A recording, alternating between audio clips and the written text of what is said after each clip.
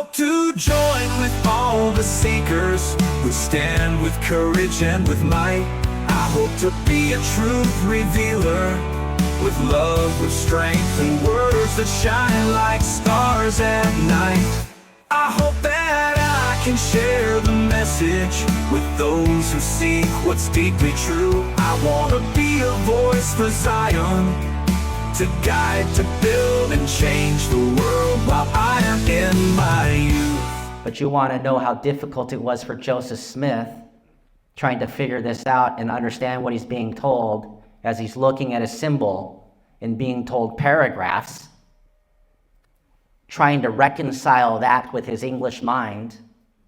I can understand how difficult and challenging that must have been, and the great faith that must have taken to deal with it, because he certainly could have walked away. We also have written language. And Indians didn't write anything. They don't have any written language. That's a lie. We have syllabic. It's a written phonetic language. We call that the lowest level of language. That you need a symbol for every sound. That's why they rejected English so fiercely. They thought it was like a spell language. Why do I have to have, what is going on here? This was not widely used, but it was used for simple things with children. An example here to prove that they knew is from 1841. Right there. Now, I do want to give you an example for those who know, and those who don't know, you will know. And many of you have been carrying this Ojibwe language on you for quite some time. It's another name for our Creator, and it means a great spirit of protection upon you. Chime Sebabe. And I think that that is special, that there is a great spirit of protection upon you. Those who know. Now, did other people know about this? Yeah. This was something brought to my attention by Dr. Michael Schulman from Israel that they found in 2010, the Melchizedek Temple, or a temple that references the king of Salem, Melchizedek, which again, mi, chi, ji, dek, are Ojibwe sounds. It's an Ojibwe word, which means flowing righteousness. I think that's fascinating, considering they don't know where he came from. And yet, on the floor in the city of David, in Israel, and this isn't like a conspiracy. It's on the floor of a temple in Jerusalem, in the city of David outside of Jerusalem. And this is the Ojibwe language, syllabic language right here, which means the path of calmness or the way of peace. Wow. And we say, midday we win, the path of the heart. That's the path of peace. And do you see anybody caring about this when we say it? The boot's still on the throat, don't talk. But it's the way it is, so you got to learn to love it. So we have a lot to offer, and all these things still exist, and the teachers still exist that know these things. We're just at the time for you to receive them, and I think you're ready. So on this scroll, that the rabbi shared a scroll, and it looked really small, and you're probably, wow, that's really small. They are really small. Wow. And they're really small. And the ones that are big, they're actually sewn together, and they make a big scroll. That's a really big story. And I'll explain why they're sewn together. Because each of the images on the left tell a story, and those on the right, a song from the receiver, the student. And so, for example, on this image you see here, in the upper left, I don't even know if you can see it really, but that's a turtle. Okay? That's a turtle. And that's the beginning of this story. This is a creation scroll from the beginning of authority. That symbol right there takes 27 hours to tell the story of that turtle symbol there and what it means. And you have to know that to be able to understand the next part of the story, which is you and me, the Ojibwe, the spirits. And you have to know that story to be able to understand the foundation of the earth and what occurred with the man who was given authority by the one who rests upon the earth, and that great serpent that's trying to take our souls and keep them here. And each one of these is an entire set of scrolls that are tied to it. Each one of them is a story. We know about the adversary. To tell this story, we made a permanent library in a place called Ohio, that you find a place called the Serpent Mountain. That was a story tied to this scroll about that being that was created and is walking on this earth like you and me. And so these are sacred things that have been forgotten. And so it's that turtle up there is a 27-hour oral and visual teaching on the creation preceding man, which led up to the earth. It's what all teachings are tied to. And it's about us leaving. And the reason it's up there at the top with that squiggly line thing up there is because in knowing that, we can leave the Chibo woman. And Chibo woman is the place we are at. The Chibo woman is the womb that we are placed within. We are within a womb created by the Creator.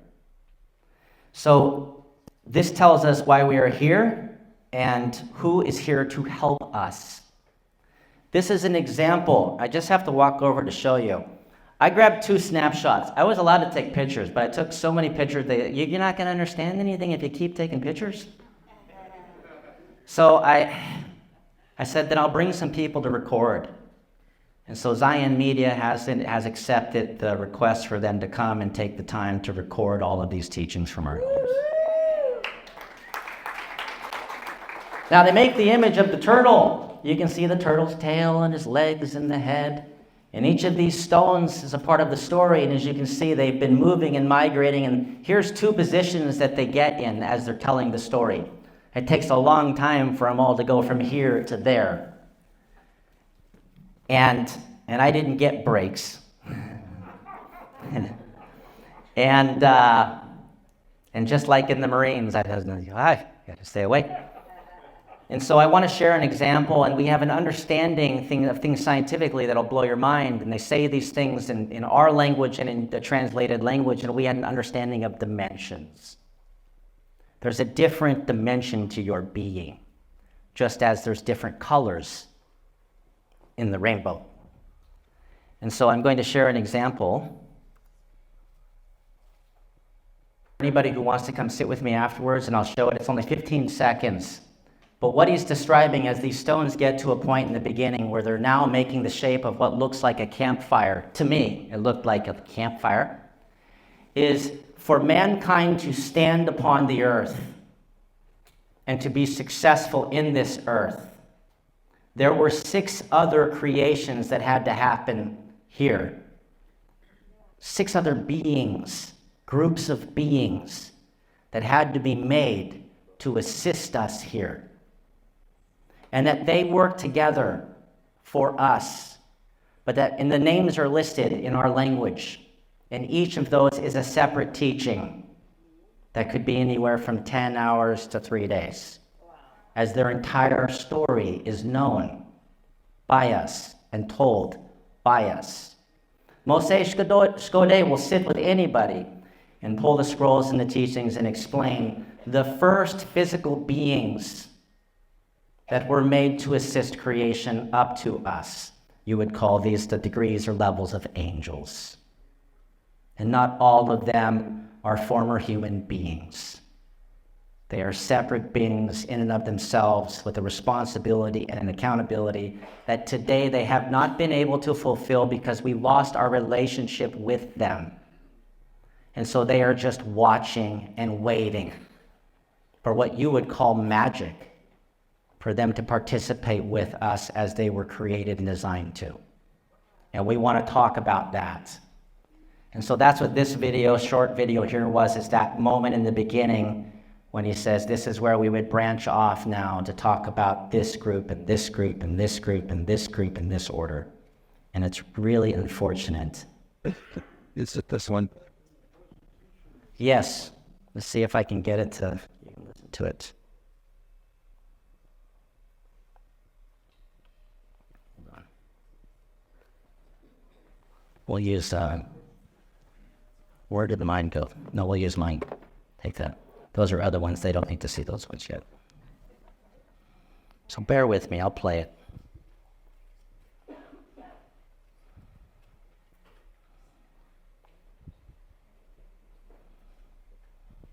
Thank you for your patience. It's wonderful. Here we go. Man, Gwen, sway. So it's first dimensional being. Nisho Day, second dimensional being. Suave, third dimensional being. Inwabe, fourth dimensional being. Wenanamujo, fifth dimensional being. Risholus and Dunkelmus, sixth dimensional being. Nishnabe, seventh dimensional. And so that's the entrance into a really long discussion. So these things are not lost, and even our rabbinical friends may find that when Lehi sent his boys back before the temple was destroyed to grab those books of Moses, that perhaps when they were then led off into exile multiple times into multiple civilizations and hiding what they had, that Lehi's descendants didn't lose anything, but perhaps they did. And that's going to blow some minds, but it is what it is. So discussing a creation scroll as we move forward, we're going to talk about what they call the establishment scroll. It establishes the authority, and it's here with you today with the bundle.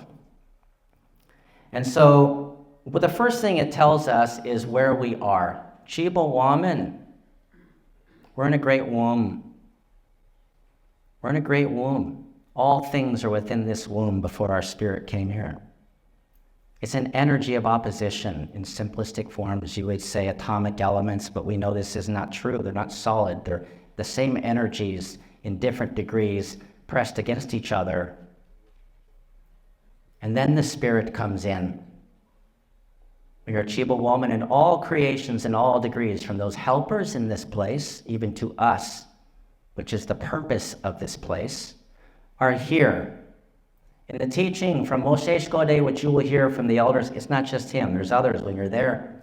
One of the things that fascinated me is right off the bat, he stopped and said, Midegah, but the Creator, the Father, is not in here right now.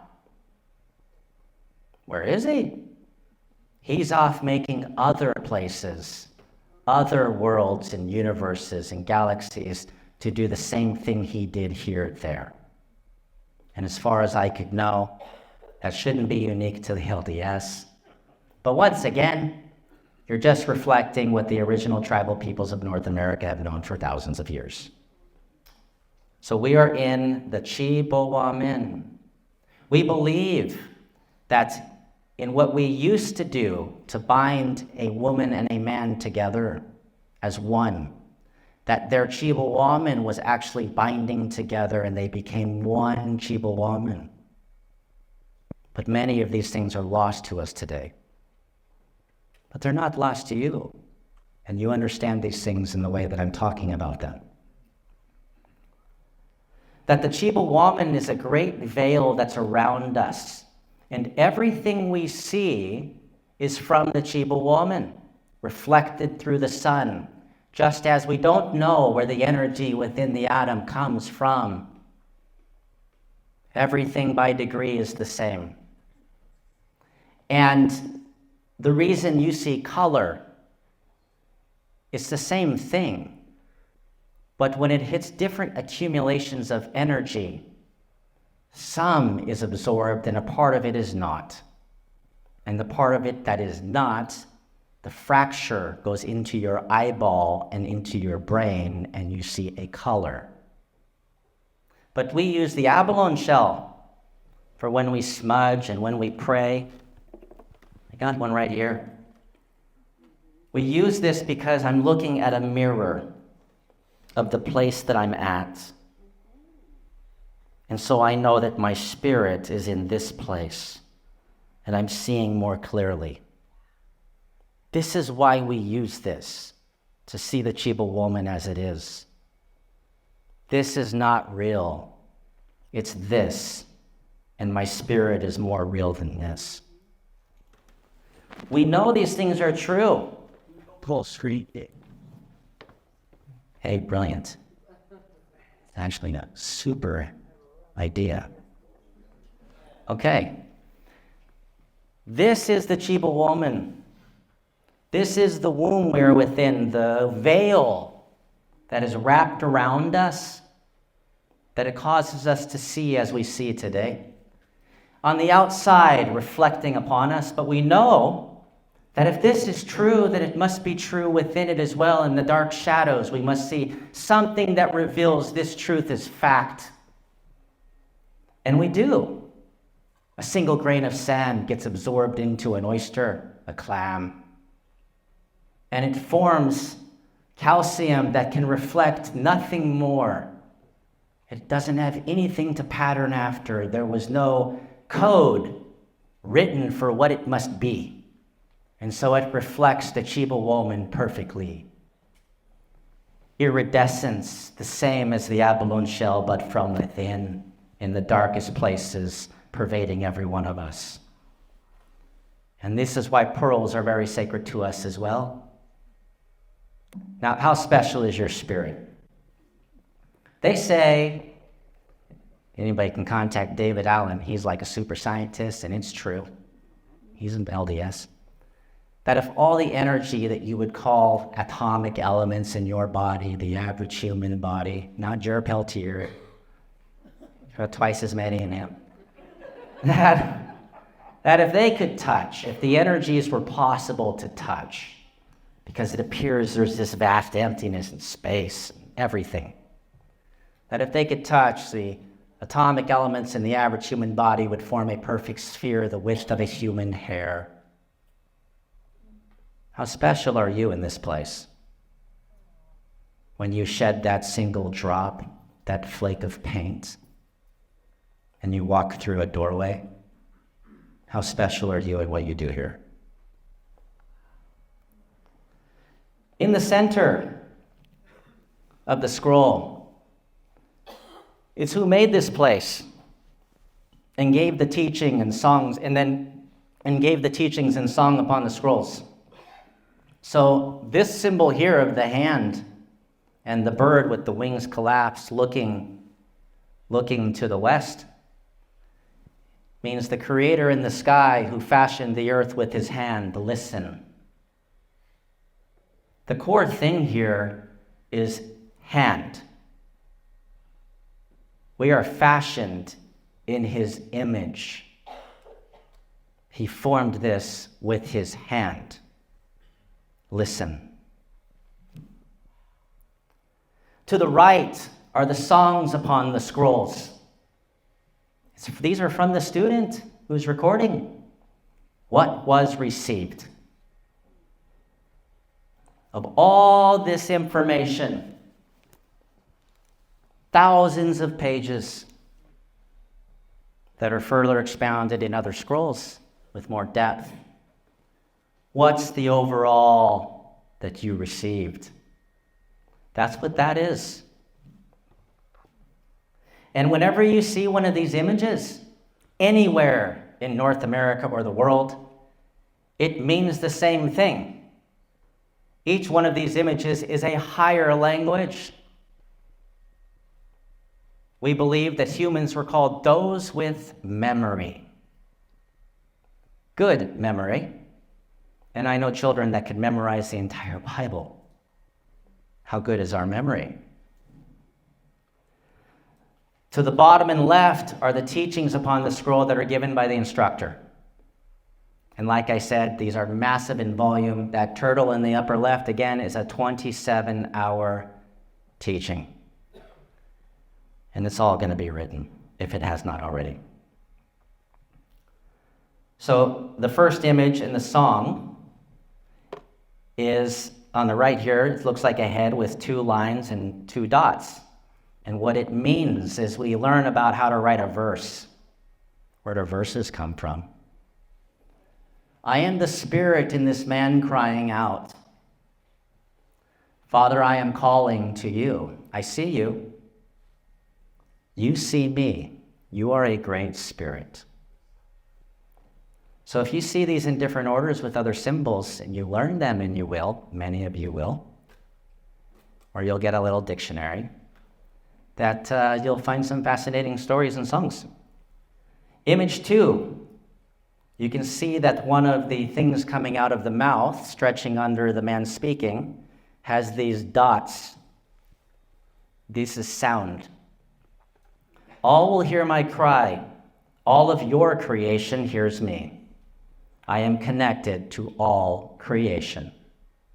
This is why we believe that everything you do is impacting everything on the furthest reaches at the edges of the Chief Woman or the universe. You are equally connected to everything.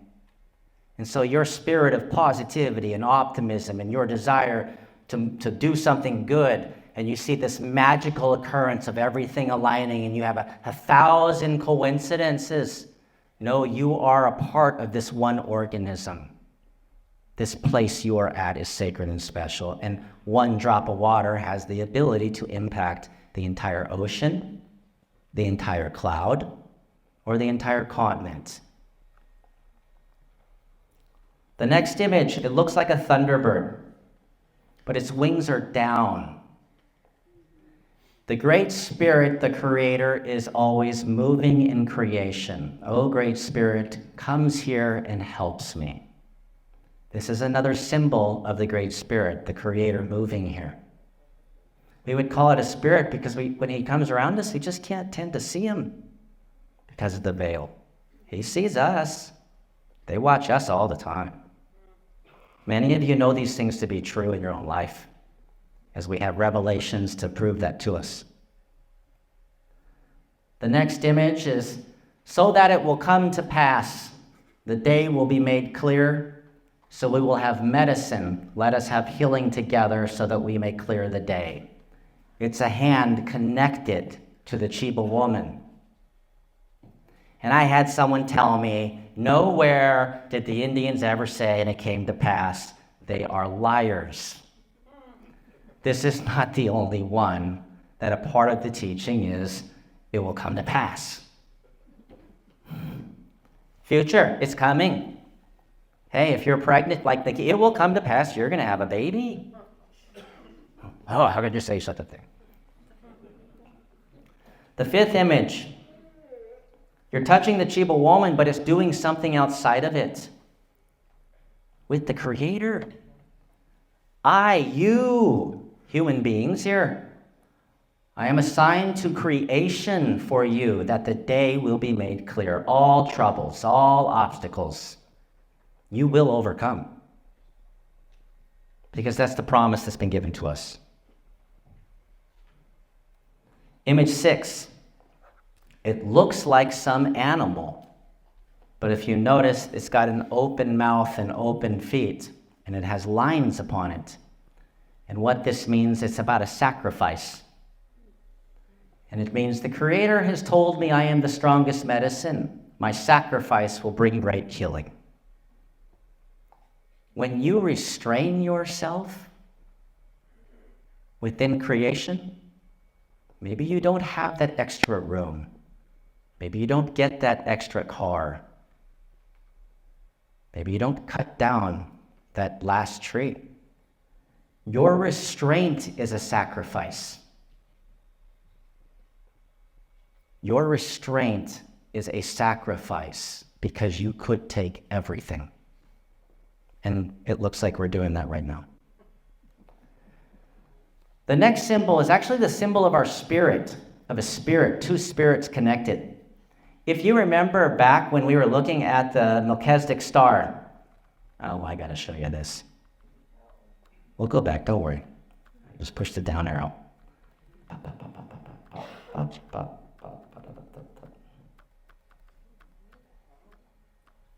When you look at that Melchizedek star in Jerusalem, in the center is the circle with another circle. That is the Ojibwe symbol for spirit. Spirit within, Oji-Chagwan. Fascinating, it's in Israel. Now let's go back.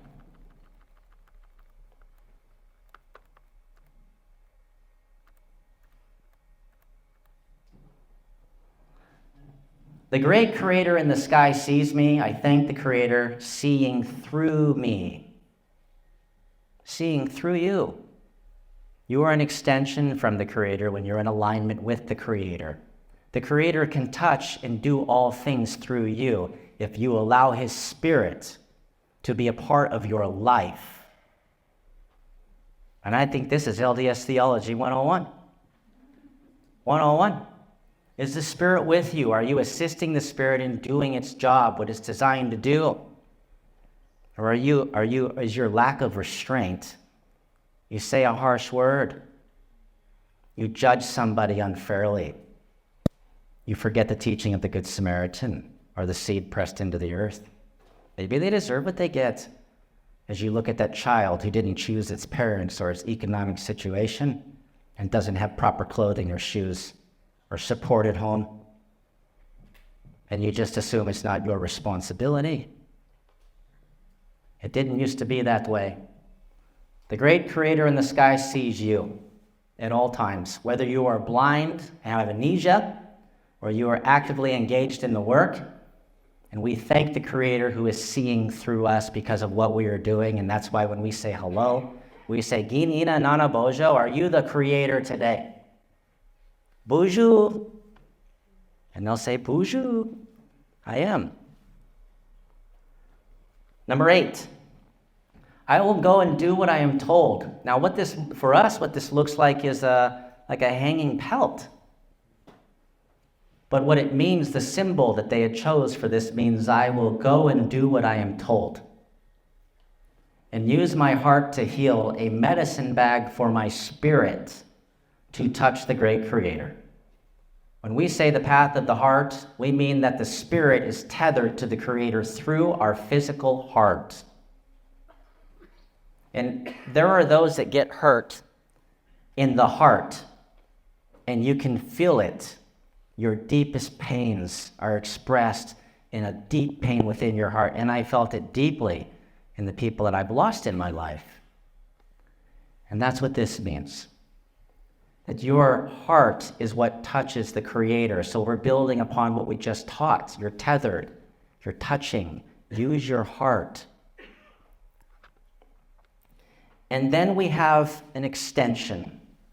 Something's leaving a hand. My medicine and healing is the sacred spirit, and my heart is the great gift to the Creator. When we move with our heart, we are physically moving creation. You may not see it, and it may not be as fast as you want, but when you keep going, what you're seeking will happen or occur. Maybe not in your lifetime. Maybe you'll inspire your children, but are they not an extension of you? And this last one here in this image 10 is a symbol within time. There is a book, a separate book that was shown to me that is about, I equate it to like mathematics, but we had numerology and symbols that represented time in different periods of time. From 400 years, and it's just absolutely fascinating. This is a symbol of time, of past and present, speaking both ways. Not both ways like politicians. Like Ben, I'm just drilling them subtly here. But both ways in your family history. We believed that our relatives, our relations, are not just those living. There are unborn children and grandchildren who are alive, holding the hands of our ancestors who are with them in the spirit world. And there's more of them than you. but all of them are relying upon you and what you do. When you choose to turn off, you have literally just removed an opportunity for those that are yet to come. And back when I talked about, are you allowing the Spirit to work properly or not, I will remind people that terms and words hurt. And the necessity to use them, if it's unnecessary, don't use them. And I will do a teaching here that there is never a point you are disconnected from the Creator. There's never a point that your body is disconnected from this place we are in. Whether you know why you are doing what you're doing or you don't, you are never disconnected. To be active, as the LDS Church describes it, is to go one time in 3 months. And yet I would say the seed pressed within the earth in the struggles of deep, dark pressures is more active than the fruit upon the tree. Whether you are in the room or not, you are actively engaged in growth with your Father in heaven. And unless you are a judge of Israel and given the authority to judge, you have no right to refer to anyone as active or inactive. And reflect upon that deeply. No one comes back to a family without first being pulled through thousands and millions of moments you will never know between them and their Creator about their family. Reflect upon that deeply.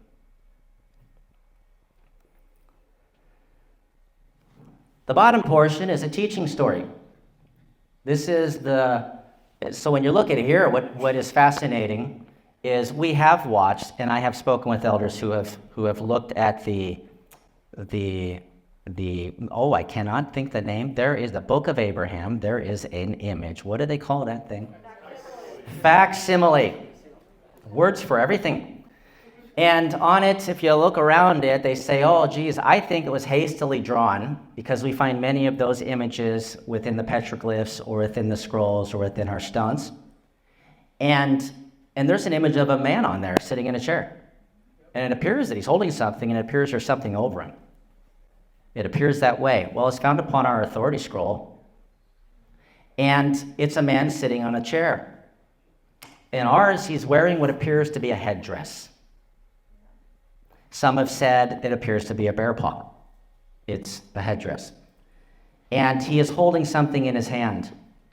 And he's being overlooked by a mountain with a spirit resting on the mountain. And then there's something that's in the sky above him, which is remarkably similar to that staff over there. But there are two of them, and there's a square next to it.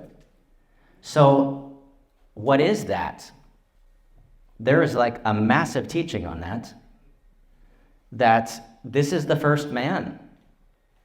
The first man who has received the authority and protection of the Creator. You are protected by the Creator when you walk with the Creator. You are the Creator by extension.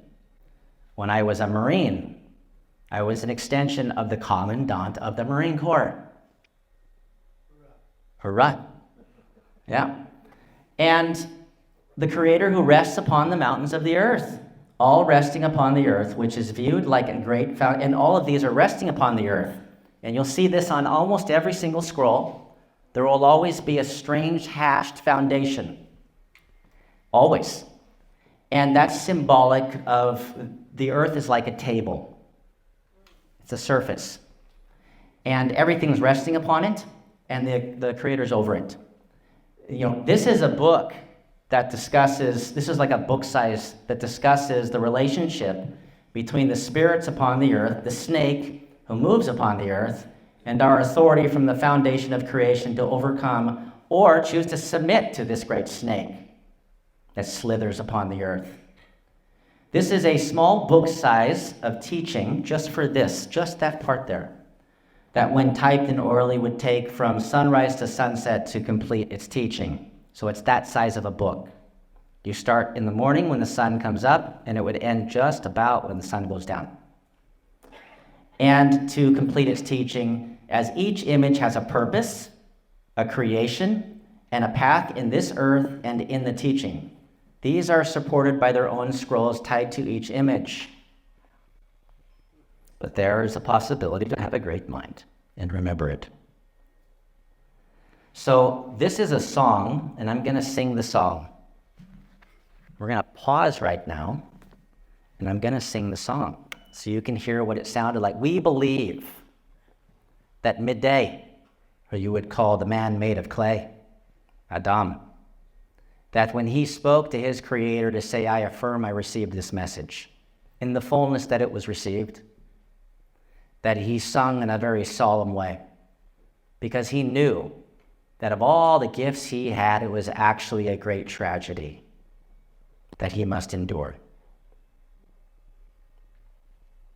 What tragedy do we endure anymore? Everything comes so easy for us. We bear little in common to those even that are our great-great-grandparents or great-grandparents. We're spoiled. And yet if the spoiling ended and another virus came along and everything was shut down, how would you eat without submission? Because you don't even know you're a part of the creation around you and all the food is given freely from the earth. You've forgotten. So I'm going to sing this song in the way I was taught. And I hope you like it. Okay.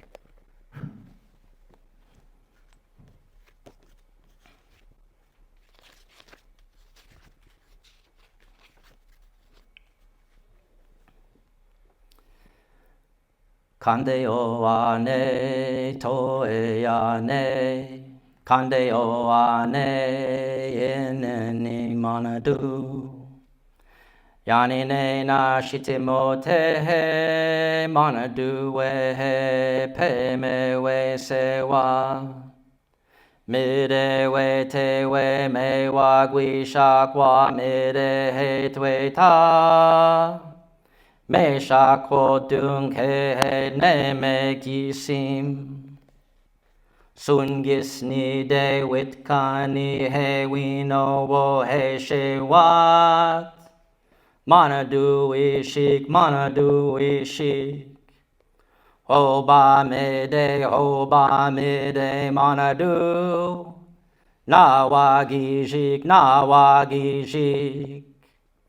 Ni we wa de himine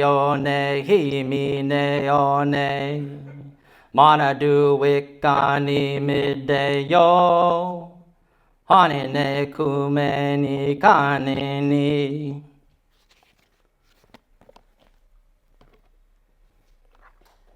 Yeah.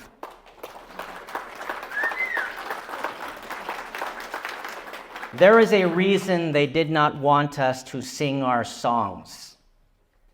They did not want you to ask us what it meant. Because if you had, it would have changed the course of history. But what should we expect from a nation that had their foot upon our throats, who from 1789 until 1920, only white men who owned land were called citizens within their land. They shared more in common with those from Nazi Germany than with any of us here today. And it benefited them to seek our destruction. We do need help. So I'm not gonna keep you guys here till tomorrow morning, but we need help with preserving our language, preserving our culture. We need help with historical record archiving and preservation of the things that have endured to this time. And we need assistance in our great task of an international indigenous gathering, which is underway right now. And the sages of Israel have leaned in to assist us, and our elders and chiefs are spread off around the world right now. And so if you would like to help us, please contact Brian Nettles or Zion Media, Shane Baldwin, for providing any financial support to this cause. A foundation will be released through Zion Media to assist in this effort, and we need your help. Also, to support the global effort with the Sages of Israel, please go to unitetheworld.org/donate, as everything that goes there assists us in going and meeting tribal groups such as the Sami, who we're going to be going and seeing. I'm part Sami, apparently. We interacted with them too on our way over. And or the tribes of Mongolia, who still wear when they get their bar mitzvah, they still wear the box in the front of their head, but they don't have anything in it. They don't know why. They just know their ancestors wore it. And they're coming home too. Wow.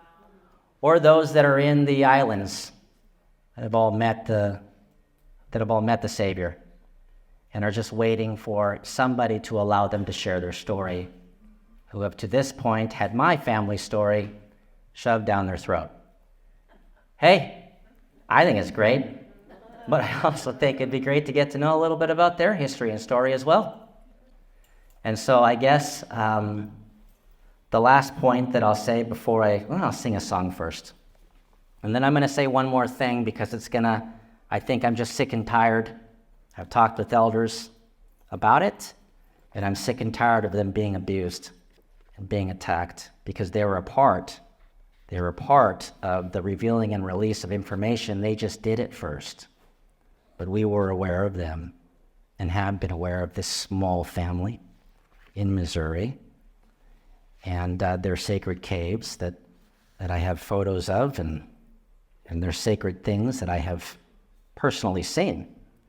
And so I'm going to say something at the end that you can absolutely go right now and start, and you'll get the theme of what all the scrolls are going to be talking about and building and adding upon, which is everything ties off of the Book of Mormon, because the Book of Mormon connects us to the Torah, and the Book of Mormon connects us to the New Testament, and the Book of Mormon connects us to the history of the peoples of the Americas,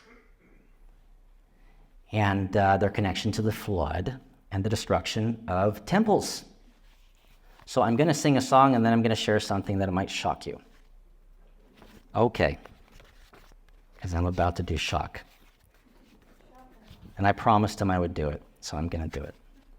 I got too much stuff in here. I started letting my son write in here, and he writes it. He shares the teachings I write in here to show me that he knows them. It's fascinating. Yeah. Okay. So this song it means I'm flying. It's actually my favorite of our songs. It is a very old song, but it was made very famous about 40 years ago by an elder who was traveling around in the American Indian movement and trying to inspire people. Now, I'm not a fan, I'm sorry, I fought in the wars so I can say it. I'm not a fan of the words American or Indian. I'm a fan of the words Anishinaabe, because you're Anishinaabe too. It just means a good spirit lowered. We have to remove those divisions. And I'm a fan of independence. So when I sing this, it's for the Anishinaabe independence movement, which is the freedom of humanity from systems that are designed to murder my unborn children and grandchildren. Because whether you know it or not, you are a part of a system that is not only taking the fat from your gain to buy weapons to kill children and mothers from both sides of a river, that you're also actively engaged in a war against our unborn generations with the earth that you will leave them. And so I hope that you will reflect upon that and choose to show love, which is restraint, which is your sacrifice asked of you. And this is a reason I value the word of wisdom, because if we can't keep the little things and consecrate ourselves to the little things, we'll never be able to be relied upon to keep the big things, and we shouldn't be surprised the big things are collapsing right now. So what it means is I'm flying over the waters, and All of creation is a water, Chiba woman, that we're within. We're swimming within this soup. And we're looking over all of creation because we're searching for the spirit men and women. We're flying over the waters and we're searching all of creation because we're going with the Great Spirit, the Creator, to heal those spirit people. And this is our great task, that when this fullness comes out, that we become a proselytizing people of the Spirit that's within all things, and we restore harmony to all things, whether it's in the sky, in the land, in the sea, or in our own home. In our own home. How many of you have said hello to your neighbor? Things to reflect upon deeply. Or stop talking to a family member because you think they're inactive, when they're probably more active with the Creator in their struggle than you ever are. Yeah.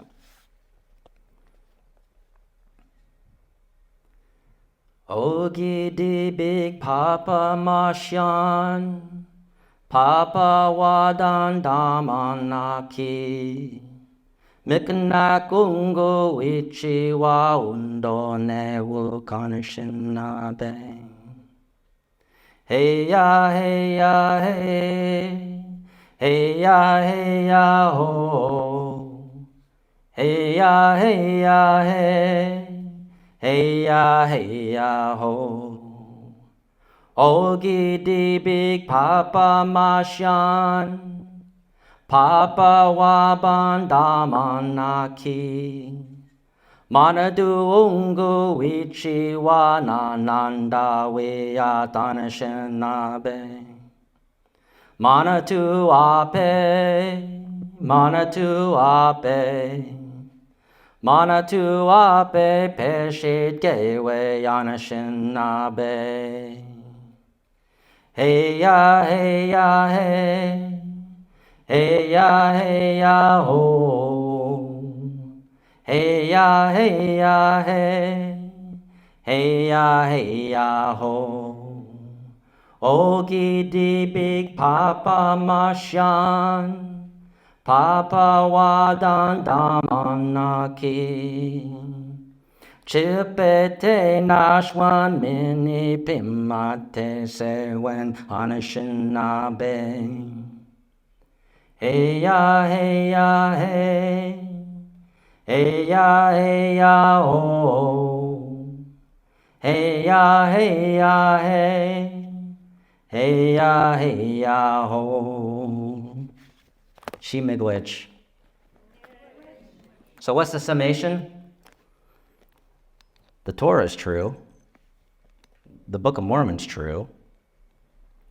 These things are affirmed in every writing that's sacred of the traditional peoples of North, Central, and South America, which will be revealed, some of which I've shared with you. I gave you an address. You can go yourself, and it's time for us to sit at a single table, because the greatest celebrity in the history of the world, my dear friend, the great peacemaker, Jesus Christ, is coming back. He will not care about your balance sheet. He will not care about all of the taxes you pay or the corporations you own. He will care about the spirit within and what you're doing to sustain the family, your friends, your community. And your family are those who are gone and who are yet to come. And you should remember sacredly, deeply, that the work you do for your ancestors that are walking with you here that you cannot see, but they're here, the work you do for them gives them the ability to turn the tide equally as you for your unborn generations. So don't forget those responsibilities as well, and to go to the temple to do those things that you know of which I'm talking about. That is not a secondary thing, that is a principal primary thing. They are waiting for you to give them the authority to speak where they are in connection with the Creator, who they are connected to, but with the authority needed to assist you here and our unborn children who are coming here. And so I'm going to do a final point. That Nemenhah records, can you raise your hands if you've ever heard of this? And that's true. A manuscript from them is actually being sent to Ontario, and it will be added with our scrolls in our compendium because we know them. Their history is true. They take nothing from you, and they add more to you. And if you go around telling people that if I'm going to add upon what you have and take nothing from you, then receive it.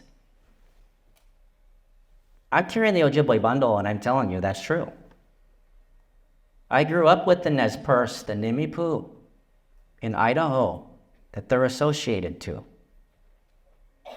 They're Ojibwe too. This is an Ojibwe record that's in Missouri from a family that is Ojibwe that's in Missouri, that are linked from the Ojibwe of the Rocky Mountains all the way to the Great Lakes. And so, who do you need to tell you that it's true and to go read it? What will you find in there? The same thing you find in our communities and our scrolls, the sacredness of the mother. The role that the mother plays in the family, in your community, and within the organization that we tend to make that should be a family, should be enough, that we call churches. And they have yet to fulfill that great responsibility, because you can't fulfill what you don't know. But these things are still being revealed. And so when the direction is set again for the willful participants that we call men, that we will achieve far greater things for our spirit brothers and sisters surrounding us in the sky, the sea, the earth, in our own family. That's true. And that's a part of our record as well. And it was actually this record that was provided to those in leadership, and this record that caused Elder Holland to make a video saying, get ready, because more's coming. And I would lead you back to the words of Elder Maxwell, who said that he had a personal revelation of a time when you better get a little red wagon, because that's how much it's going to take, that little wagon, to pull all that there is. And from what I have personally seen with my own eyes, touched with my own hands, and I gave you an address. Added with this is greater in volume and multitudes than what you have right now. But when you can see everything more clearly, you are more likely to do the right thing, to choose the right thing. And we're at that time where so many of around us are living in shadows, holding on to hay when there's nothing more to take, that we either get a surety and change course very quickly, or we do nothing. And when we do nothing, we will have nothing. And you already see that in your own lives. Go home, write down on a piece of paper how many hours in a week you're allowed to see your children. Allowed. And then I want you to sit down and pray together about that. When they're sleeping, it's not spending time with them. Don't you have something to offer them? Don't their grandparents have something to offer them? Doesn't nature have something to offer them? But if you don't have the time to offer them anything, then somebody else is. Who's the thems? They're not the us's. And I want you to really deeply reflect on that. So that's my mission or my task for you. This stuff is coming. You don't have to do anything. It's going to happen. But I would encourage you to, again, I'll say it and repeat it, go on, record in a 7-day week what percentage of that time you spend with your children. And if you really want to cry, do that over a year. And we wonder why everything's broken. So I leave this with you in the name of my best friend, who I know with my own eyes I will see again. Our Lord and Savior, the great peacemaker, who you call Jesus Christ, who I call my best friend. Amen.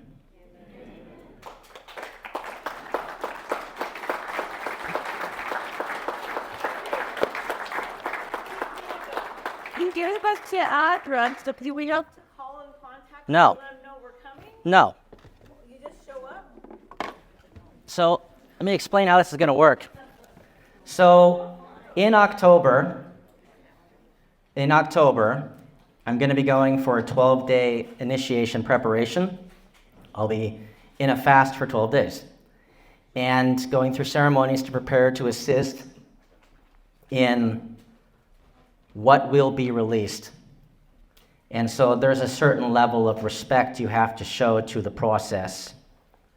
And so you are 100% by mere fact of being a spirit man and a spirit woman, possess all you need within you to stand and learn. That there is nothing that you do or will do or would do that prohibits you from being able to learn. Go to the address, show up, ask to be taught, and sit and learn. They will take the images, they will provide you the teachings step by step. If you say, I want to get it all, to do what? You can wait to get it all. Go and learn. They'll talk to you and get to know you, and they will teach you line by line, and everything will add upon what you already know. They will listen to what you already know. Go. Show up. Participate.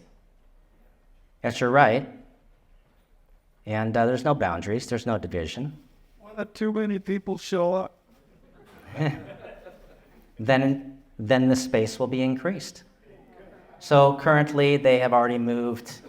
There's elders that are moved there, that are living there in trailers that have pulled up on the dirt road, and they built the lodges, and they built the big teepee for teaching, and they have the traders' forks to teach you the 200 plants in nature that are for you to survive. Every single thing that you call medicine is a synthetic clone of what is in nature. They can't patent nature, so they create a copy. We are not the creator, and so it causes disease. I will heal you for a moment. It's a promise given in a false way. And so there are 200 medicines that you will be taught as well. And I think that if nothing changes, it would behoove you to know how to feed your family, because it's free and it grows all around you. And show up. Just go. Yeah, ask another question. How much time plan on, going and spending there? If you go for one day, they'll give you what you can handle and take for that one day. If you go for 3 days, they'll give you that. If you go and you stay and you pitch the tent or you sleep on the ground, then I guess you'll get as much as you can take. How much time do you have? You're the only one that's going to consecrate the time of the vessel you're within. So you get back what you put in. Yeah. Any other questions? Does it matter what time of year you go? No. But yeah, I tell you what though. Ontario's pretty cold in the winter. Hey. So I mean, you could wait 3 or 6 months and there will be a massive volume released and show up in the spring maybe when it's warm. Or if you're a super trooper and you don't mind the cold, hey, take the Winnebago or the motorhome and park it on the road. It's your call, your decision. It's your path. You're walking on this earth. We were called to be teachers. We were not called to create any other institution. If we wanted to, we could, but we are obedient, and we won't. We are taught to assist spirit people in living the good way as we know it. But apparently we know a lot. Apparently, like a remnant of whatever existed is carrying a library of historical information.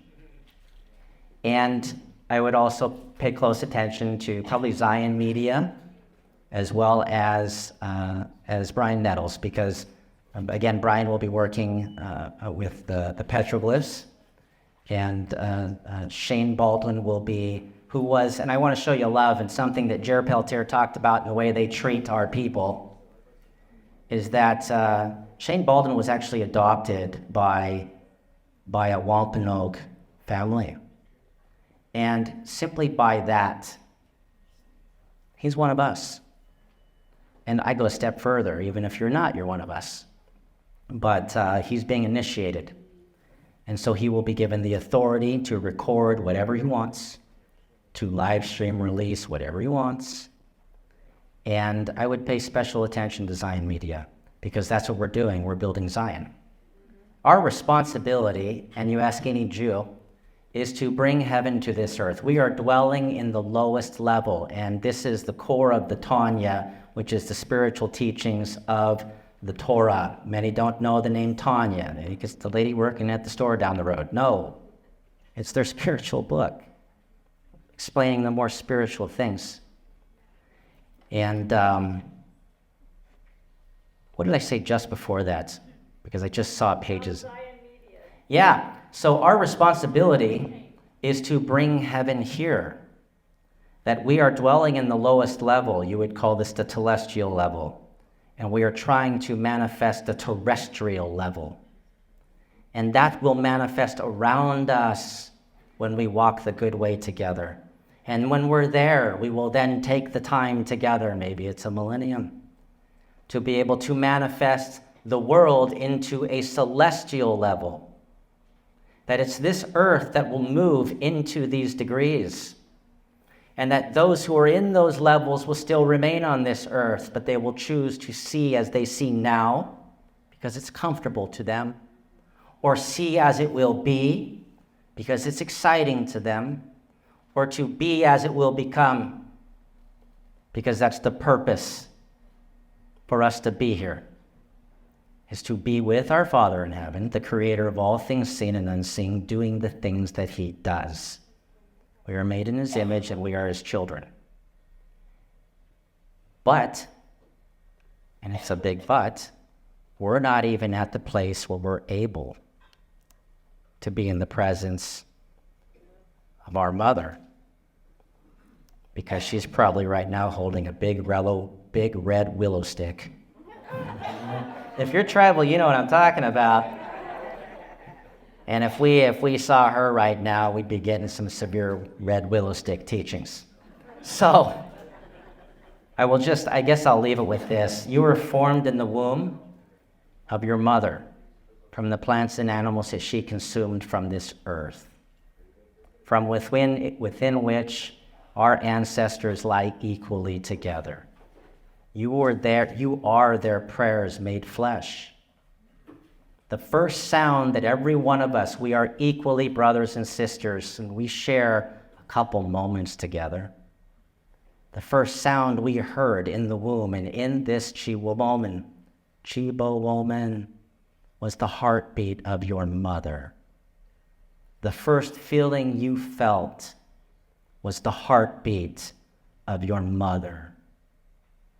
The next sound you realized was you were carrying the heart of the mother. And it's time that we start living with that love.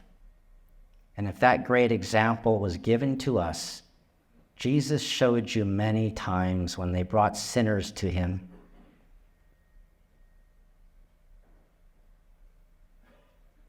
He showed the love of the mother. Don't forget who taught him as well. the mother who stands by her child who has committed murder, the greatest crime that is possible to do in this earth, providing the love of their innocence unconditionally. Most fathers would not do the same because we've fallen. But it's time we started treating each other with the heart of the mother again. So words matter. And if I gave you one task, I'll give you a second. Strip away the words active and inactive from your vocabulary. Password cracking. The greatest wall to the Holy Spirit moving in the life of the children of our Father in heaven on this earth are those professing to be saints acting in unsaintly ways.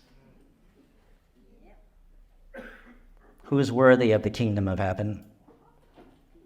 Those who would deal equally with the widow, beggar, orphan, and professing sinner as they do their spouse, their child, their sibling, and professing saint. And last on that list are those professing to be saints. We are hoping to become saints. Remember these things very acutely. Very acutely. Strip out active and inactive from your language, and you will see the Spirit do things immediately that you have never seen before. We are the ones causing pain, placing scars upon a mother's heart. We are the roadblocks. And there are many that are one step away. But we like to stand on the side of rivers talking about all the water we have, forgetting the water is also providing life on the other side.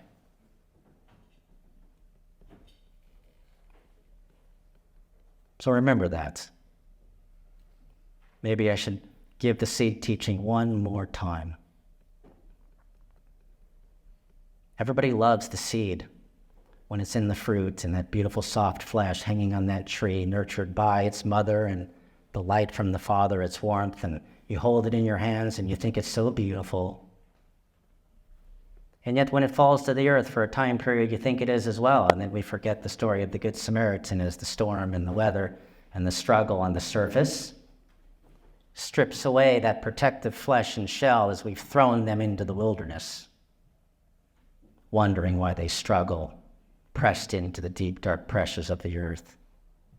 That little brown shell with nothing visually to offer. But out of your sight, out of your mind, it is in the hands of the Creator.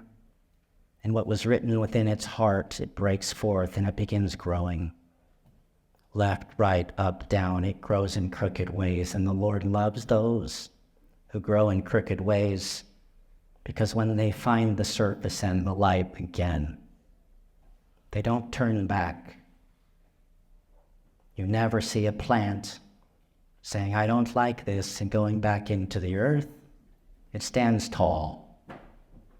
And the more crooked ways, the more mistakes you have made and overcome, the greater the tree you are, because you have something to offer others. Experience, example. Persistence is the only thing that removes failure from the path of your success. We are called to endure to the end, but how many of us are pouring concrete upon our spirit brothers and sisters who are about to break through the surface and feel the light again?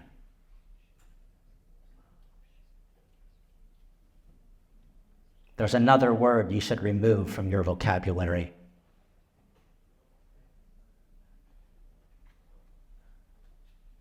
Who is and is not worthy to be in a family?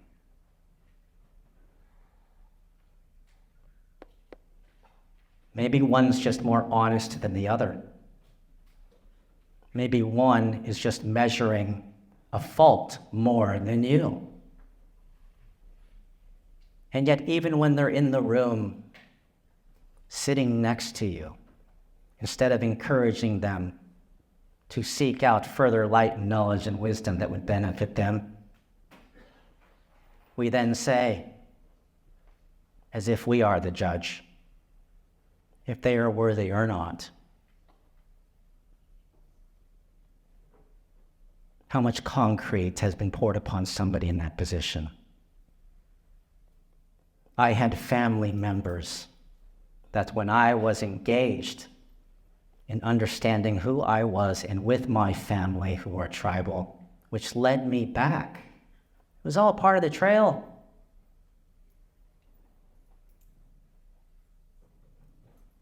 Vocally, no encouragement. Cast out. Lost, astray. We're praying God would be with you when he was never not. But it was those who encouraged me.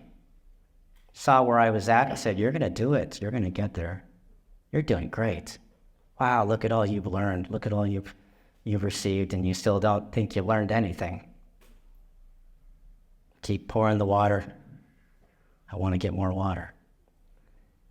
And there was those who encouraged me that led to me willfully choosing to participate. And before I flew here, I went to Frankfurt, Germany, and went to the Frankfurt Temple. And I sent a photo to my very same relations who would have nothing to do with me the minute prior. And all of a sudden, response and love and kindness, and I can love you now because you're in the room again. Jesus didn't go to those who were the professing saints. He went to those who were the honest, professing, trying sinners. And he encouraged them. And it's high time we started encouraging each other and stop telling somebody that you have some idea about the struggle they're overcoming or going through. And it's not on your time. It's on God's time as he works with them in their heart and in their mind and in their actions. That's their journey, not yours. Be there to tell your truth. And when you tell your truth, talk about what is positive in your life. Why are you happy? Why are you encouraged? What's the ceremony between your breath and heartbeats? Speak this to each other. Don't go to somebody and tell them you have more than them and they have less, let alone doing so with my family's book. Because we'll tell you we have more and you have less. Reflect upon that a little bit. It's enough to say, this is a seed that means something to me, and I think it's going to mean something to you. What means something to you right now? I don't care if they pull out a comic book. I learned my morality from Superman. It's a drop of water, and if you meet somebody in a desert, and you're standing with them in the desert, and they have a drop of water in their hand, you can talk all you want about the big lake of knowledge you have far away. You're going to need the drop of water they have to survive where they're at. So they have more than you there. Remember that. Empty your cup sometimes and receive someone else's truth and knowledge so you can build upon it. Don't find a mean of division. Don't focus. You had a rabbi standing here, an Orthodox rabbi, a Hasidic Orthodox rabbi, talking about unite the world, sitting in a room of those professing to follow Jesus Christ, who was also a Jew. And they have a little history with him. And he did it with love and kindness because he cared more about the drop of water you shared in common than the difference. The difference is the divisions have to end. They will only end if we willfully choose to participate in kindness. And kindness will always be the power in peace. Kindness will always prevail. Strength will waste away. We are given that example in our lives as we carry our fathers and mothers in their aged period of their life, and we treat them as they treated us as infants. Strength will come and strength will go. Civilizations will come and civilizations will go. It's only our Heavenly Father, the Creator, and His Spirit upon this earth, mothers and fathers and children, that will endure. So we have to remember that sacred circle has to be restored. I think a little bit of that's happened today. And it doesn't have to be a big thing immediately. A single drop of water rising out on the ocean. You heard this earlier, and you got to hear it again. It doesn't matter what I do. I'm just me. I didn't come from a good enough family. I don't have the right education. I don't live in the right place. I don't have the right job. I don't wear the right clothes. I don't have opportunity. These are don'ts. Let's start talking about do's. The do's. I do breathe. If it's that simple, build upon it. Right? I do see, some don't. Some who see don't. Right? Replace your arrogance with service. Shoe fits, wear it. If the shoe doesn't fit, don't wear it. And remember the teaching of David. David refused to lift his hand against those in authority or to lift his words. Maybe sometimes under his breath he made some mistakes. We'll do it here and there. But he said, I don't care how good or bad that man is, was, or will become. I care about the fact that God loves him enough to give him a task, and he's doing it. I care about that. If you're a mother, you've been given no greater task on this planet than to raise that child. So sit down and mark down how often you're raising that child. And who are these people that are taking them from you?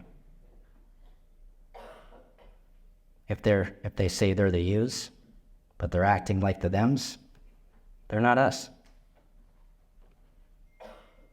You are a living being.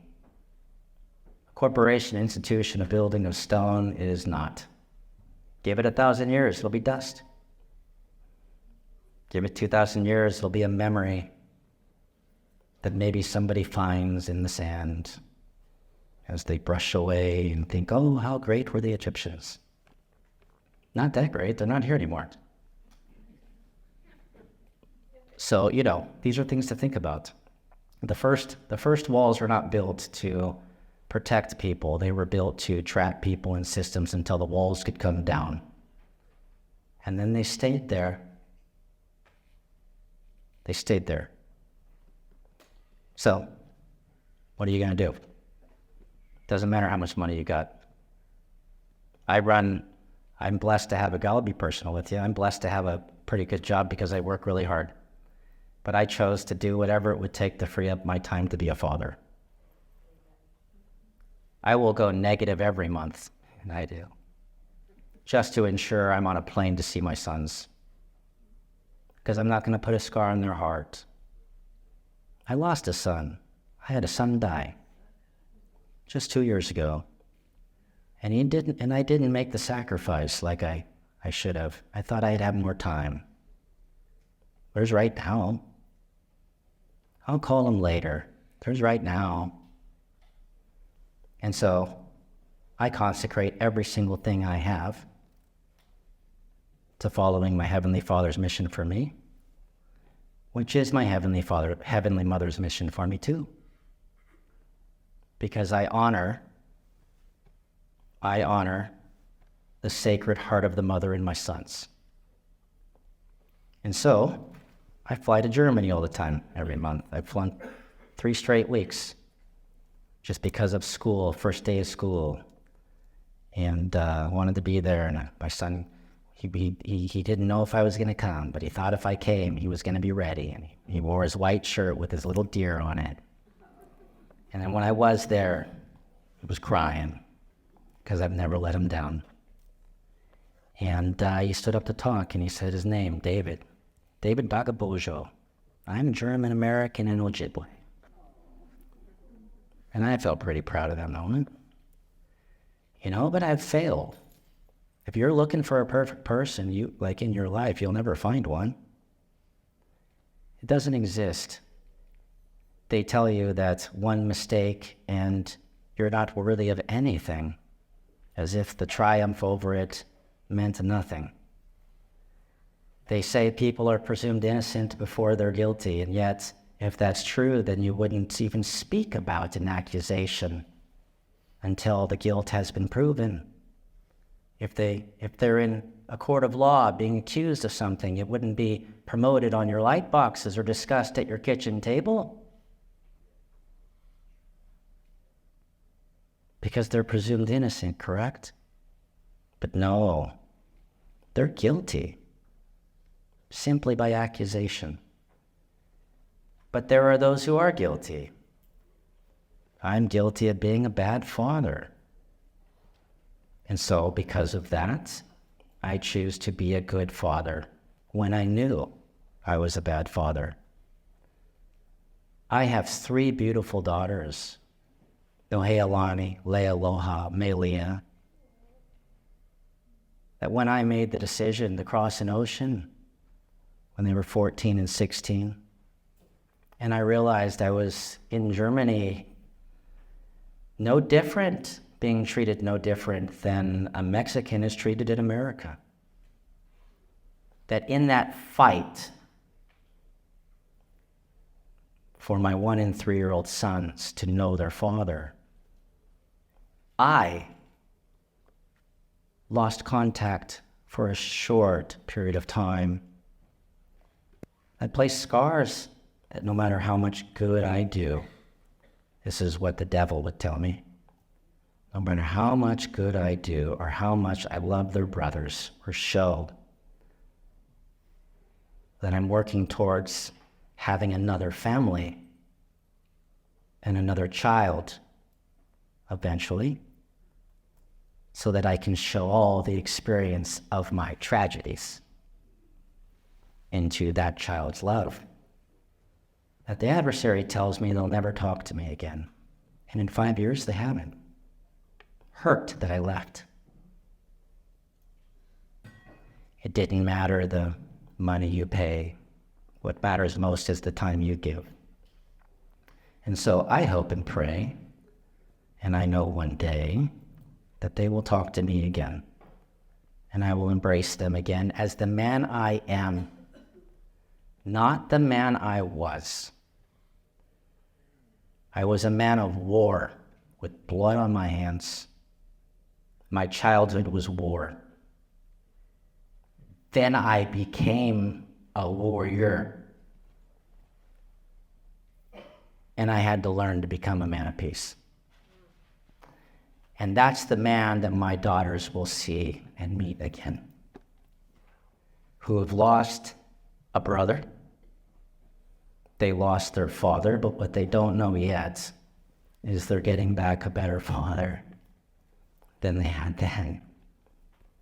And so we're all with fault. We are all carrying scars. I've been an alcoholic. I've been a chain-smoking, tobacco fiend in bunkers of Afghanistan. Maybe that's warranted. I have been a horrible husband. I have been a horrible brother just because my twin made decisions that I didn't understand. And years later comes to find out that we were supposed to be triplets. And that my twin, who doesn't know who he or she is, actually has a line on the skin separating two different DNAs and carries both organs. And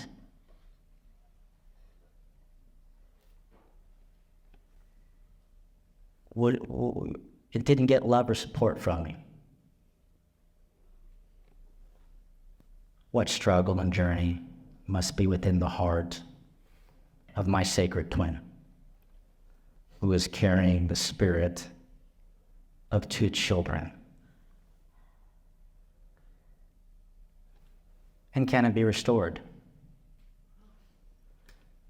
My Creator says that persistence will overcome all things. That you can't leave one mountain to go to another mountain by going up. You go down. Some of us are lucky enough to fall off a cliff and hit face first on the surface to face the reality.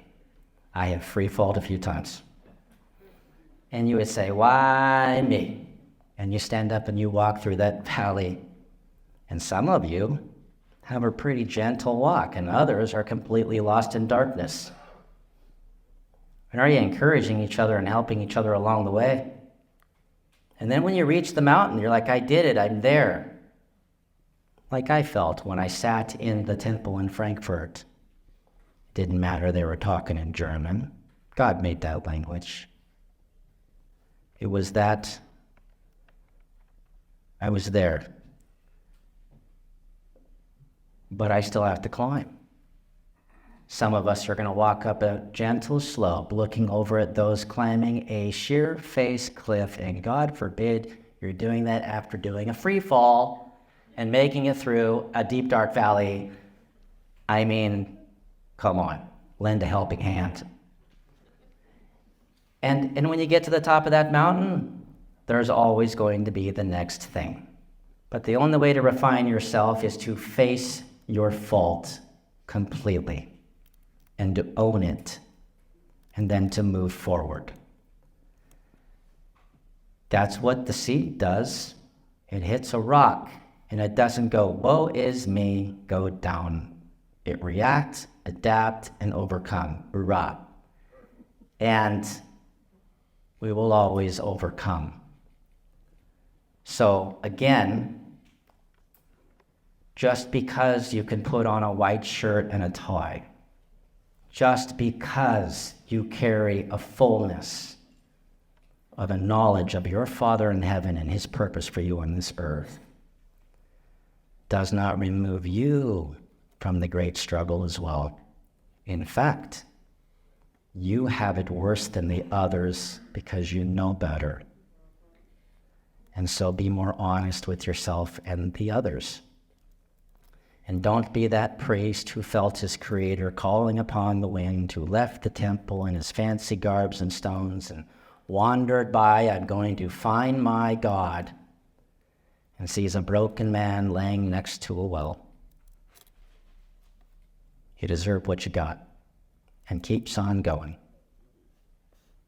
You don't know what happened. I lost my son, who deserved a better father.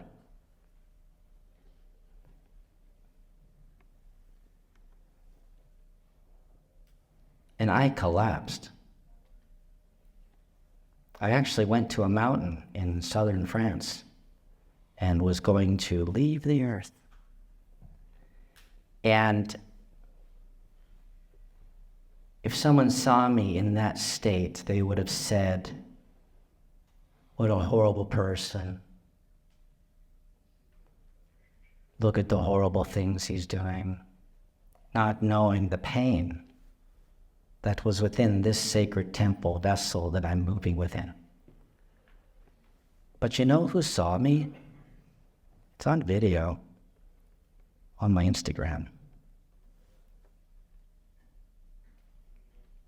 In this moment of pain, I forgot even my purpose here, which is to be a father. In this moment of pain where I said, it's too much, I'm going to leave. It was a cat and a dog. That as I was walking up the trail to climb this mountain that overlooks Grenoble, not even knowing the cave I ended up sleeping in was for St. Christopher. Totally bizarre. They caught me when I was coming down. What you two making campfires up there? And a cat and a dog, two animals that never get along. They walked with me. And they stayed with me. They laid with me. They cuddled with me. And they didn't leave my side. They're good Ojibwe. There are good spirits within them. And I remembered my sons.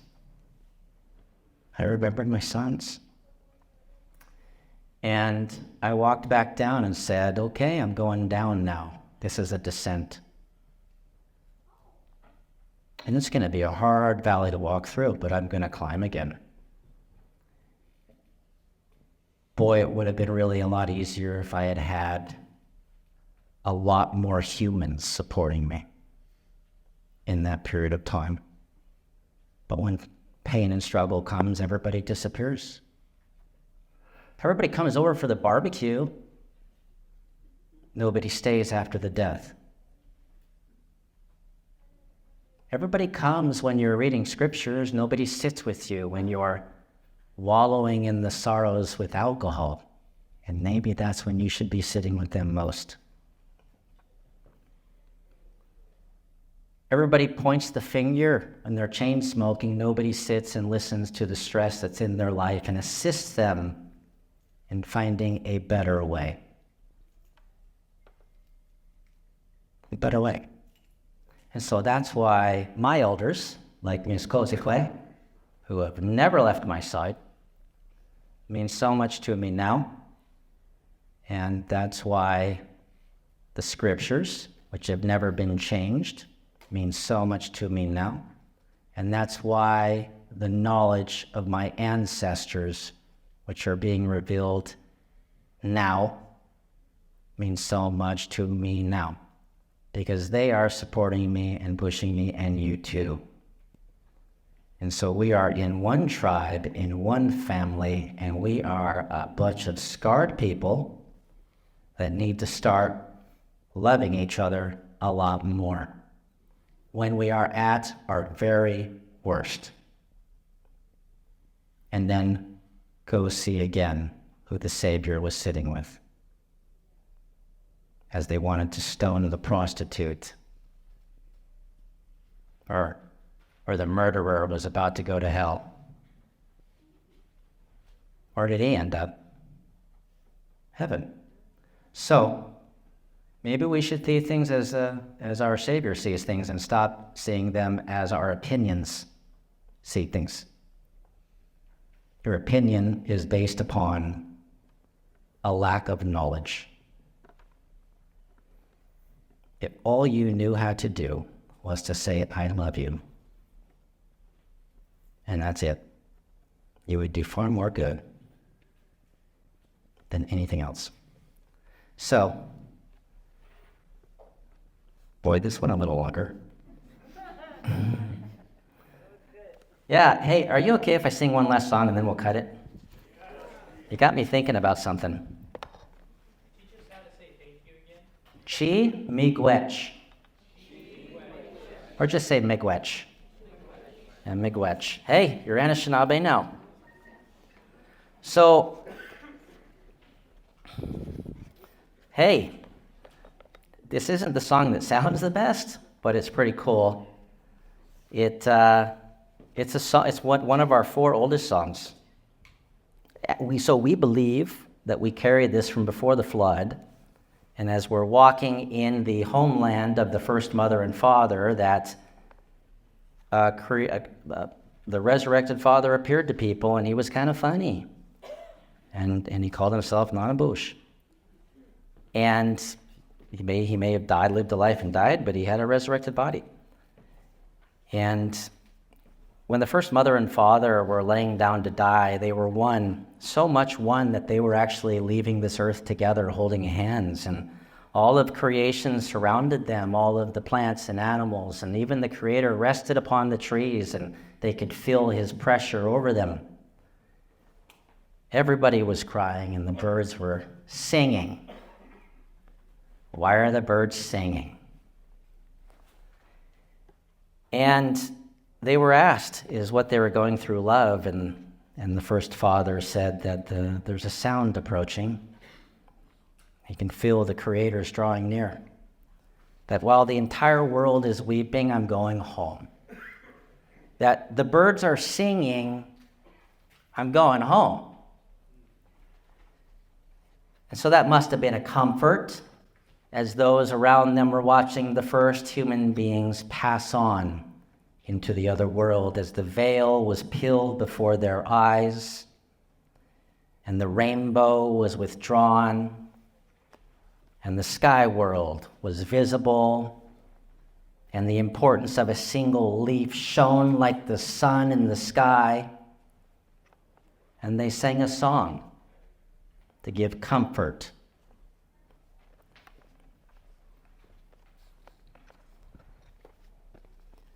Da be de be what? Let me start over.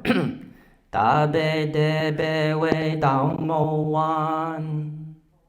De me we si wu gen no go kwa. I mixed a song.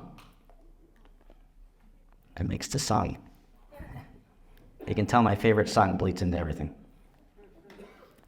Da be de be we da mo wan, de me we si wu gen ko kwag. Ai ki ni ma we me gon, nin ga gi gwe, nin ga gi gwe. Beno si wu ge, geben non da go ji wa, nin ga gi gwe. Beno si wu ge, benon da go ji wa. Benonda goshiwa, dabe debe we damowan, demesi wuge nekakwa, aiki ni ma we megun, ninga gigwe,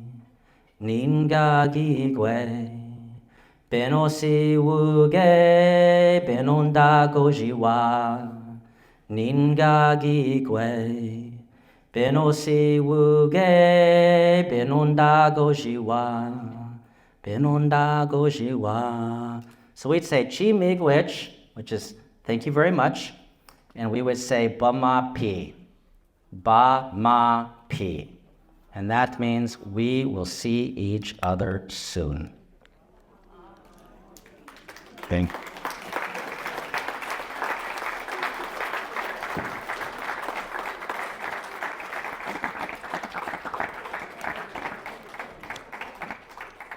So we are rolling out something fun to get our community involved, and we are going to be giving away $1,000 American, clarify, $1,000 cash to the Zion Media fan subscriber that recommends the best guest, like a future Lance, a future Alex Boyer. We're looking for somebody that is, faith-based, or they could be a sports figure, politics, culture, anyone that you guys think, I want that person on Zion Media. Or if you're watching this yourself and you're being like, I want to be on Zion Media, you could win yourself $1,000. What we're going to do is over the next 100 days, we are going to open up our link tree, and there's going to be a Google form if you go in there, and it's going to be a place where you can click on it. You can go in there and fill out your information. You can fill out information on who the guest is, why you think they would be a great guest for Zion Media, and then we want you to either take out your phone and record yourself and give us a little explanation of why this person would be perfect for Zion Media as a guest, or do an audio. That we don't need a video, but we just want to hear it more. You know, it's a lot easier to perceive what your intention is versus just clickety-clicking on that. So how it's going to work is we're going to filter those in. We're going to go through them, scrub them, the ones that we like. We're going to reach out, contact, do a little pre-interview, see if they're podcast worthy, and then we're going to platform them. We're going to put them on the show. And as we put these on, once we get 2 or 3 people on, we're going to open our socials up for voting, where you as the fans are going to help us determine who is the best guest. Over the course of the 100 days, whoever is voted in as the best guest, it's kind of a 50-50 criteria. We believe it. And then the votes will determine who the winner is for the $1,000. And 100 days from now, before December 21st, we're going to get that $1,000 out. Someone will have some Christmas spending cash or some personal cash. So Trevor, quick question. If I recommend, you guys should have Sylvester Stallone on your program, they need to introduce us to Sylvester Stallone. You got to be able to just recommend somebody, and then it's like, not only do you recommend either yourself or somebody else, you got to bring them to the table. Yep, you got to be the connector in chief. If they know Tucker Carlson or someone big or like Elon Musk, they'd have to give us their number. Right. Well, not only just give us their number, we want to call and be like, hey, David gave me your number. They need to make the connection. They need to help platform them. Put us on a text thread. Put us on an email thread. You've got to be the connector in order to qualify. Exactly.